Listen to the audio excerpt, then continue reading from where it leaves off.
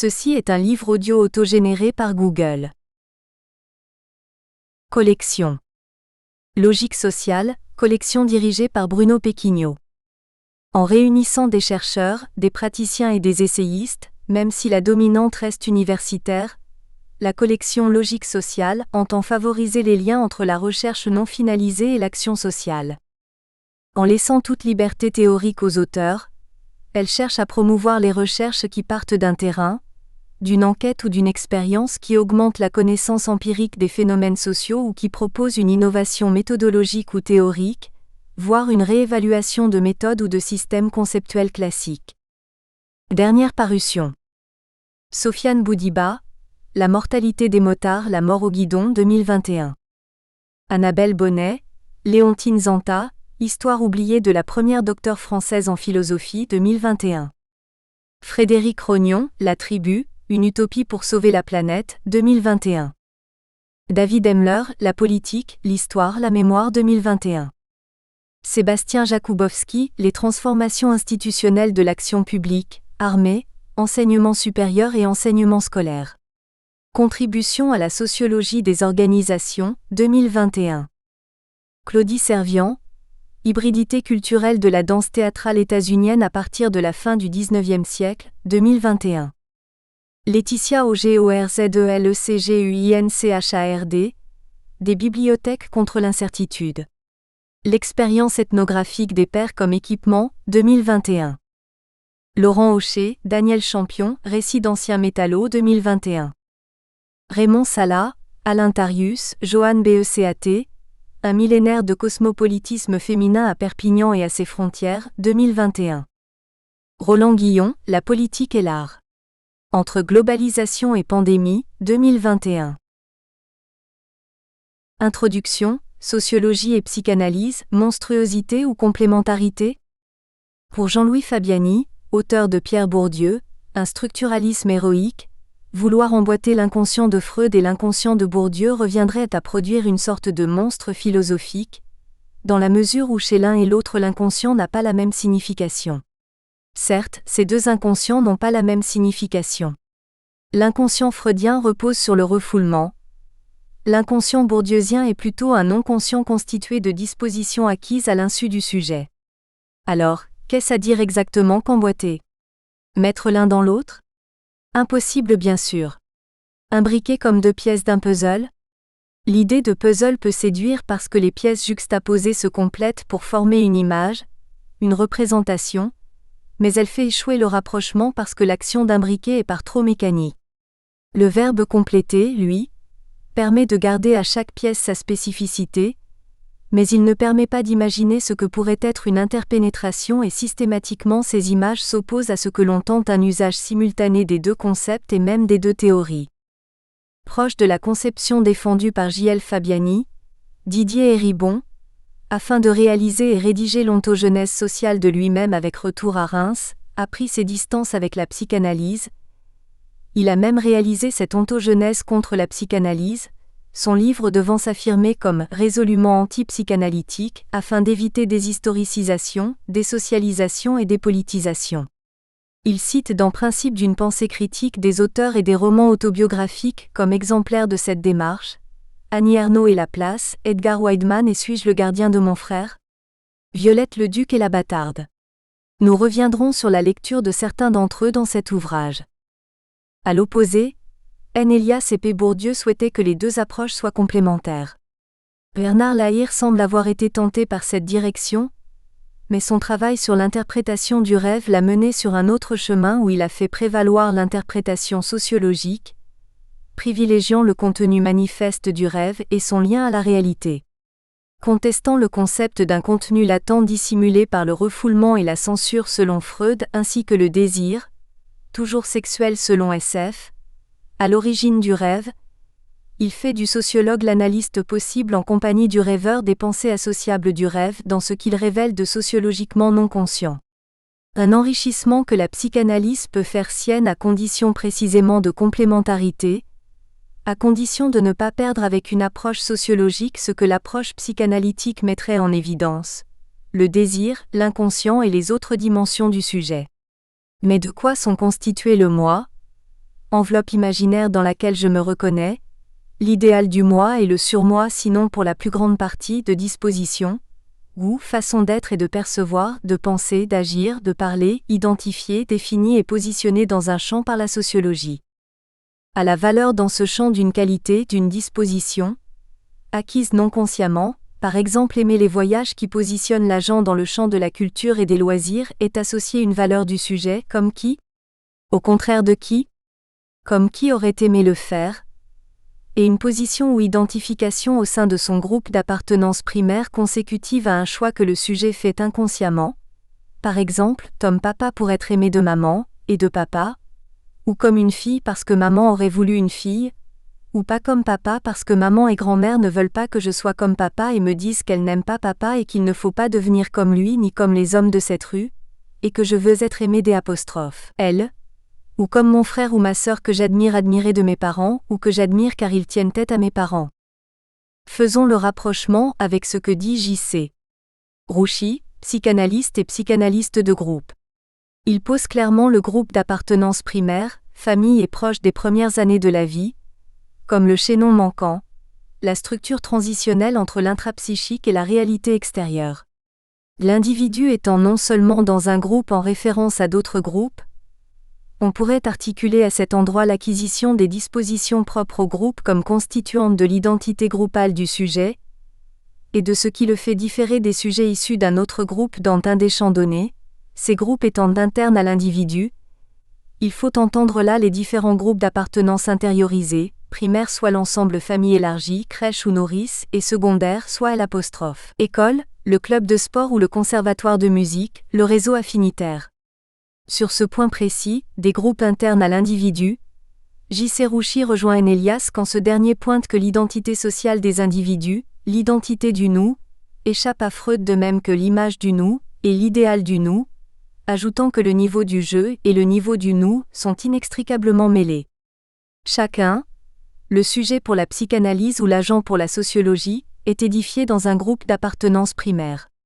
Ce groupe peut être constitué de plusieurs institutions, la famille parentale, la famille de la nourrice, la crèche. Situé à l'intersection de ces milieux, il y acquiert les dispositions conformes à ce que ceux-ci et les personnes qui constituent ces milieux attendent de lui, dispositions entrecroisées aux interrelations affectives et de pouvoir qui le guident et qui l'y conquièrent en les acquérant. Si l'on considérait cet individu, dans un seul de ces groupes d'appartenance, il répondrait à un profil type assez visible et perceptible vu de l'extérieur du groupe, une façon d'être, qui n'est nullement perceptible aux membres de ce groupe qui se renvoient en miroir la même ou l'identique. Habitat, rythme de vie, coutumes alimentaires, contact et distance corporelle, odeur, gestuelle, zone érogène, tonalité et position de la voix. C'est, nous dit Rouchy, ce que j'ai appelé les incorpora culturels. Ils organisent l'espace relationnel et le temps vécu. On le voit, il peut y avoir des éléments de parenté entre ce que la sociologie dispositionnaliste contextualiste conceptualise comme habitus et exis, et ce que des psychanalystes de groupe conceptualisent en tant qu'incorpora. Continuons avec J.C. Rouchy. Dès les premiers moments de la vie, dans les rapports qui s'établissent entre la mère et le bébé, à travers les soins corporels, à travers la façon de porter, le holding, le contact de la peau, de la voix, les rythmes, il y aurait un conditionnement culturel et social modelant la gestuelle, les attitudes corporelles, la distance à l'autre qui est ressentie comme accueillante ou agressive. Les différences culturelles sont très évidentes en ce domaine, expression des émotions, et cela de manière tout à fait fondamentale par une fusion du somatique et de la psyché. C'est de cet ensemble partagé dont procède l'individuation. C'est à partir de cette base incorporée qu'a lieu l'élaboration du psychisme, des sentiments, des émotions, des pensées, des schèmes de perception, d'action et de pensée, des manières d'être et de faire. Pierre Bourdieu l'a bien compris quand il appelle de ses vœux la sociologie et la psychanalyse à unir leurs efforts, mais il faudrait pour cela qu'elles parviennent à surmonter leur prévention mutuelle, pour analyser la genèse de l'investissement dans un champ de relations sociales. Il en détermine le fondement dans la recherche de la reconnaissance, qui anime l'enfant qui ne pourrait découvrir les autres comme tels qu'à condition de se découvrir comme un sujet, pour qui il y a des objets ayant la particularité de pouvoir le prendre lui-même comme objet.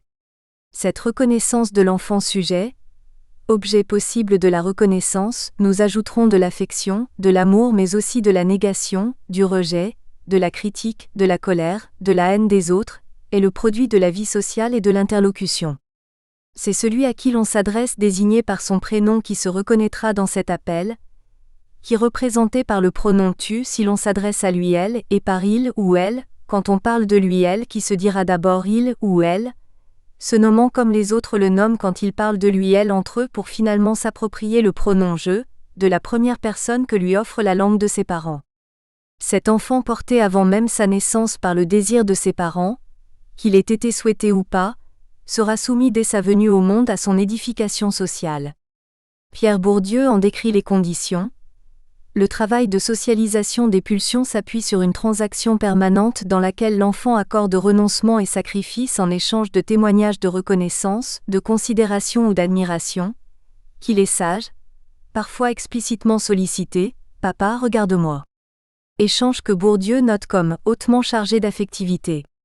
C'est à un travail d'assemblage ou de connexion que nous allons nous essayer entre une approche sociologique et une approche psychanalytique. Pour ce faire, nous avons choisi, en tout ou partie, 2 romans cités par Didier Eribon. La bâtarde de Violette Leduc et Suis-je le gardien de mon frère, de Joe Wideman. 2 autres écrits par Édouard Louis, conformément à la tentative anti-psychanalytique, En finir avec Eddie Bellegueule et Qui a tué mon père. Un chapitre de La fin de l'homme rouge de Svetlana Alexievitch. Des écrits sociologiques. L'interprétation sociologique des rêves de Bernard Lahire, Mozart sociologie d'un génie de Norbert Elias, La fabrique de la radicalité de Laurent Bonelli Fabien Carrier et l'agacement de Jean-Paul Kaufmann, une interview de Michel Lebris. En lisant, La fin de l'homme rouge ou le temps du désenchantement. Igor Poglazov. Une femme se confie à Svetlana Alexievitch. Son fils Igor Poglazov, collégien de 3e, s'est donné la mort à 14 ans. D'en parler lui donne l'impression d'une trahison. Dans le même temps, elle s'interroge sur les fondements de ce geste, se console en se disant qu'il voulait seulement essayer, jeter un coup d'œil pour savoir ce qu'il y avait là-bas. Elle se souvient de ces paroles qu'elle lui adresse une semaine avant, alors qu'elle se coiffe et qu'il se sourit devant la glace. « Comme tu es beau mon petit Igor. Tu es beau parce que tu es un enfant de l'amour. » De sa vie avec son mari, Valik, elle a toujours été heureuse. Le miracle a fait partie de notre vie dès le début, je flottais dessus comme sur un nuage. J'étais gaie d'une gaieté folle. Igor a vécu une enfance heureuse dans une famille heureuse, unie. À 4 ans il lui déclare « Maman, je t'aime comme une belle princesse. » Elle se souvient. À 3 ans nous apprenions par cœur Mikhaïl Svetlov, l'attaque a sonné et les balles ont sifflé. Je voulais qu'il devienne courageux, fort, et je lui choisissais des poèmes sur des héros, sur la guerre. Sur la patrie. Mais sa mère, la grand-mère, la met en garde. Arrête de lui lire des poèmes là-dessus Vera. Il ne joue plus qu'à la guerre. Elle lui rétorque que tous les garçons jouent à ça. La grand-mère précise le motif de son inquiétude. Oui, mais Igor, lui, il aime se faire tirer dessus et tomber. Il aime mourir. Il tombe avec un tel ravissement, que cela me fait peur. Il crie aux autres, vous tirez et moi je tombe, jamais l'inverse. Il semblerait que 10 ans plus tard cet avertissement, cette crainte de la grand-mère qui avait remarqué dans quel rôle s'identifiait systématiquement son petit-fils, ait trouvé une résolution dramatique pour les siens et peut-être extatique pour Igor.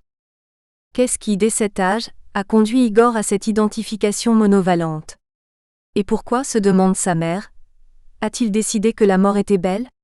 Quel contenu prélevé dans le discours de l'autre et véhiculé par les proches l'ont-ils préparé à ses choix? Citons la mère d'Igor. C'était un garçon, il devait devenir un soldat. On se préparait psychologiquement à la guerre. Sur la mort, aligne-toi, poète et pauvre cavalier. Dès que nous nous réunissons, pour une raison ou pour une autre, au bout de 5 minutes, il faut toujours que nous parlions de la guerre. Nous chantons souvent des chansons sur la guerre. Dans sa quête pour trouver une cause à cette fin tragique, elle ajoute « Je m'en suis prise à ma mère, à ma chère petite maman. Tu es un monstre avec tes théories à la Tolstoï. Tu as élevé des monstres comme toi. Qu'est-ce que tu nous as répété toute notre vie? Qu'il fallait vivre pour les autres, pour une grande cause. Se jeter sous un tank, brûler vif dans un avion pour sa patrie. Les roulements de tambour de la Révolution, une mort héroïque. La mort était toujours plus belle que la vie. Toujours à propos de sa mère. Elle a vécu la guerre et elle n'a jamais oublié que c'est un soldat soviétique qui a planté la drapeau rouge en haut du Reichstag. Notre pays a gagné une guerre si effroyable. Pendant 10 ans, 20 ans, 40 ans, elle nous a répété ça comme une incantation. Elle se souvient d'un jour où Igor était rentré tard. Où étais-tu? Je me suis promené dans le cimetière. Qu'est-ce que tu allais faire dans un cimetière? C'est intéressant. On regarde dans les yeux des gens qui n'existent plus. J'ouvre la porte de sa chambre. Il est debout sur le bord de la fenêtre. Chez nous, le rebord de fenêtre n'est pas solide ni régulier. Et on est au 5e. Je suis resté pétrifié. Je suis sorti en rasant le mur. Au bout de 5 minutes qui m'ont paru une éternité, je suis revenu. Il était descendu du rebord de la fenêtre, et faisait les 100 pas dans sa chambre.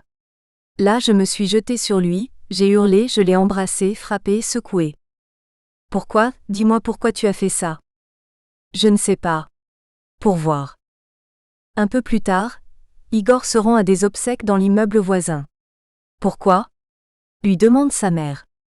On ne les connaissait pas ces gens. C'était une jeune fille. Elle était belle couchée là.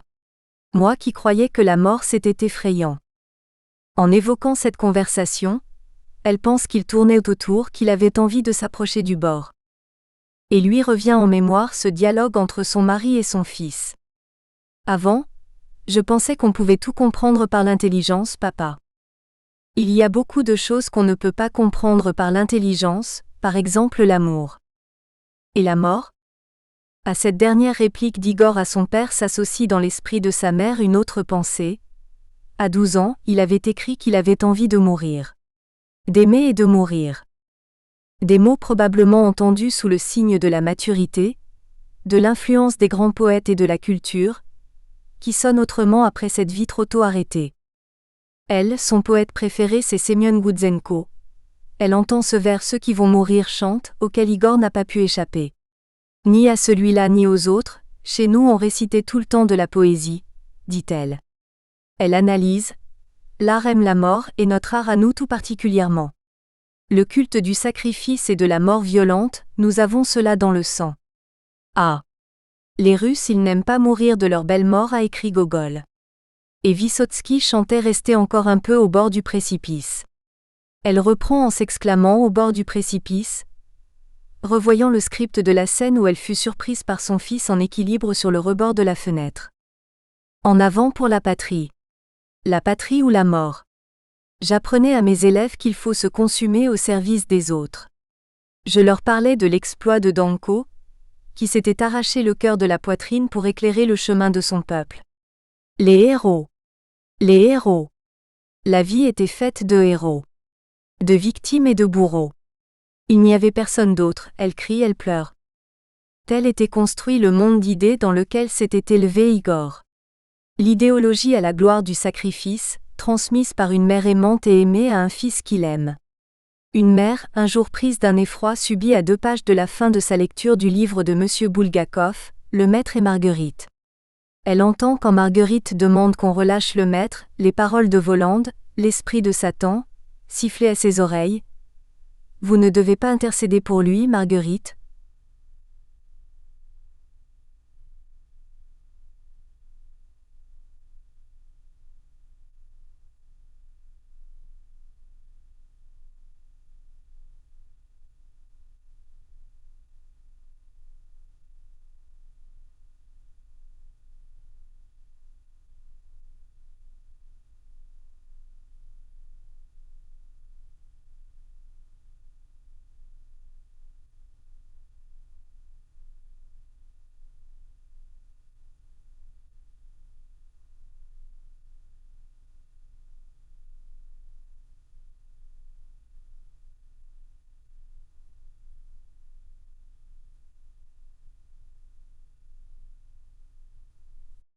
Dans une association d'idées inconscientes, elle comprend la menace qui pèse sur son enfant dont le sort, être victime ou bourreau, scellé dans les idéaux sociétaux et familiaux, a été remis au diable. Un sort contre lequel une mère, si elle n'est aveuglée par les idéaux de la patrie, la gloire et le désir de gloire à elle transmis par sa famille, ses éducateurs et les rencontres de sa vie, peut se sentir révoltée. Déchirée, l'amour envers son fils, le devoir de protéger sa descendance, la peur de sa mort prennent le dessus. Alertée, peu de temps avant la date fatidique, elle vit ce moment comme une révélation. Et soudain, poussée par une force inconnue, je me suis précipitée dans la pièce voisine, vers le divan sur lequel dormait mon fils. Je me suis agenouillée et j'ai murmuré comme une prière. « Il ne faut pas, mon petit Igor. Il ne faut pas, mon chéri. » Et je me suis mise à faire quelque chose que je m'étais interdit depuis qu'il était devenu grand. J'ai couvert de baisers ses mains, ses pieds. À 7 ans, Igor, avec beaucoup d'intelligence, se demandait comment il était possible que son père et sa mère soient en vie alors que lui n'existait pas. L'hypothèse de sa non-existence fondait sa question. Il tentait de raisonner. « Je suis mort une fois et après je suis revenu, c'est ça ? Maman, grand-père est mort, ça veut dire qu'on l'a mis dans la terre et qu'après il va pousser ?» Il ne parvenait pas à se représenter né d'eux, comme n'existant pas avant eux et eux en vie avant lui pour lui donner la vie. Le narcissisme et ses liens affectifs avec ses parents, la place qu'ils s'imaginaient occuper entre eux, faisaient normalement obstacle à la logique et à son désir de savoir. Signe du cheminement affectif d'Igor, en 4e il était sérieusement amoureux, nous dit-elle. Elle blaguait, lui lançant d'un ton menaçant, « Je ne te laisserai jamais épouser ton premier amour. » Ni une vendeuse. Elle ajoute, « Je m'étais déjà habituée à l'idée que j'allais devoir le partager avec quelqu'un. Je l'aimais. Je l'aimais à la folie, j'étais illuminée par cette lumière. La lumière de l'amour. » Si Igor a fait le chemin qui lui permet d'être sérieusement amoureux d'une jeune fille, sa mère se prépare à le partager avec une rivale mais reste pour le moins très attachée à son fils comme en témoigne ce souvenir et l'un de ces 2 cauchemars où dans la mort, elle reste liée à lui pour toujours. Je fais 2 cauchemars. Dans le premier, nous nous noyons tous les 2. Il nageait bien et un jour je me suis risquée à nager avec lui loin dans la mer. Après avoir fait demi-tour, j'ai été prise de faiblesse et je me suis agrippée à lui, désespérément. Il me criait de le lâcher, mais je ne pouvais pas. Je l'entraînais vers le fond. Il a fini par se dégager et m'a poussée vers le rivage en me soutenant. Et nous nous en sommes sortis tous les 2. Dans mon rêve, tout recommence mais je ne le lâche pas. On ne se noie pas, mais on ne s'en sort pas non plus. On lutte dans l'eau. Dans le 2e cauchemar, il se met à pleuvoir, et je sens que ce n'est pas de la pluie qui tombe, mais de la terre. Du sable. Il commence à neiger, et je sens au bruit que ce n'est pas de la neige mais de la terre. Et il y a une pelle qui cogne comme un cœur qui bat. Igor disait, « Un poète doit mourir jeune sinon ce n'est pas un poète. Un poète vieux c'est ridicule. » Là non plus je n'ai pas fait attention. Je n'y ai pas attaché d'importance. Le dernier été, on lui donnait 18 ans, nous dit-elle. Elle passe quelques jours de vacances avec lui à Tallinn. Un soir, en rentrant, ils se tiennent par la main. Après une promenade nocturne, ils rient. La concierge ne veut pas les laisser entrer car c'est interdit de recevoir des hommes dans les chambres après 11 heures. « C'est mon fils », lui chuchotera-t-elle. Plus tard, au cours du séjour, elle est prise d'angoisse, l'angoisse de ne plus jamais le revoir. Elle met cette angoisse sur le compte d'un pressentiment, celui de la mort réelle de son fils. Ou alors était-ce l'impossible vision que son fils serait amoureux d'une autre femme qu'elle ? Comme il s'en était confié en 6e. Maman, est-ce qu'un garçon de 6e peut se marier avec une fille de seconde ? Si c'est le grand amour, bien sûr. Et en 4e, quand il avait déjà une petite amie, et que se raisonnant sur le fait qu'elle devrait le partager, elle convenait qu'elle l'aimait à la folie. À ce moment, cette angoisse de la mère n'était-elle pas pour le fils le signe d'une impasse qui se présentait dans sa vie ? L'angoisse d'un lien impossible à défaire ? Reprenons le récit. Le mari de Vera et père d'Igor entre dans la pièce, il l'embrasse et s'assied. C'est un homme qui semble très silencieux. Elle parle. Igor était allé sur la tombe de Vysotsky à Moscou. Il avait brusquement décidé de se raser le crâne, et il ressemblait beaucoup à Mayakovsky. Le fait qu'il ait fait couper ses beaux cheveux, conduit sa mère à lui faire une scène, nous dit-elle. Avait-elle aussi en tête que Mayakovsky a mis fin à ses jours à 37 ans en se tirant une balle dans le cœur nous laissant ses propos. le canot de l'amour s'est fracassé contre la vie courante. Comme on dit, l'incident est clos. Avec vous nous sommes quittes. N'accusez personne de ma mort. Le défunt a horreur des cancans. Au diable les douleurs, les angoisses et les torts réciproques. Soyez heureux. Et aussi, maman, mes sœurs, mes amis, pardonnez-moi, ce n'est pas la voie, je ne la recommande à personne, mais il n'y a pas d'autre chemin possible pour moi. Lily aime-moi. Il est peu probable qu'Igor ait ignoré ce dénouement et ses derniers écrits. Il est imaginable que cette dernière identification visible et lisible par tous soit une sorte d'adresse ou de manifeste dans lesquels Igor prend des traits d'un poète admiré, qu'il décidera de rejoindre par la mort ou dans la mort, l'identification dans ce trait lui servant comme un étayage. Né et élevé dans une famille où l'on récite tout le temps de la poésie, où celle-ci est une façon de s'exprimer, Igor écrivait des poèmes depuis qu'il était tout petit. Une pratique ancrée dans un milieu culturel, sa mère est professeure de russe et son père physicien, deux intellectuels au service du pays, qui rattachent cette famille à la Russie de Tolstoï et Gogol, à la Russie de la Révolution, de Gorki, de Lermontov, d'Essénine, du combat contre le nazisme, et au mouvement anti- ou post-stalinien, Mandelstam, Vysotsky, Bougalkov, le docteur Jivago de Pasternak, des œuvres du samizdat. Igor est traversé par l'histoire de son pays. Sa famille lui en a transmis, notamment par la littérature et la poésie, les idéaux, les combats, les drames, les horreurs, les déchirures, l'espoir et le désespoir. Peut-être, comme certains autres personnages de la fin de l'Homme Rouge, n'est-il pas l'homme de cette époque? Comme en témoigne une amie d'Igor. On apprenait la vérité. Qu'il n'y avait pas seulement eu Gagarine, mais aussi Beria. En fait, moi, pauvre idiote, la liberté de parole m'aurait suffi, parce que comme je n'ai pas tardé à m'en rendre compte, j'étais une petite soviétique. Nous étions imprégnés de tout ce qui est soviétique bien plus profondément que nous le pensions. J'ai compris que ce nouveau monde n'était pas le mien. Il lui faut des gens d'une autre sorte. Elle termine, Igor? Dans mon souvenir, il ressemble à Mayakovsky. Beau et solitaire. Comme en témoigne un ami de la même bande de copains dont un est mort d'une overdose, un autre a disparu, un autre a filé en Amérique. Il ne reste plus qu'Ilyusha et moi. Lui, il avait fait un mariage d'amour. Sa femme a supporté ces bizarreries tant que les poètes et les peintres étaient en vogue. Ensuite est arrivée la mode des traders et des comptables et elle l'a quitté. Il a fait une grave dépression, dès qu'il sort dans la rue, il a une crise de panique. Il tremble de peur. On était éduqués comme les jeunes guerriers de Sparte.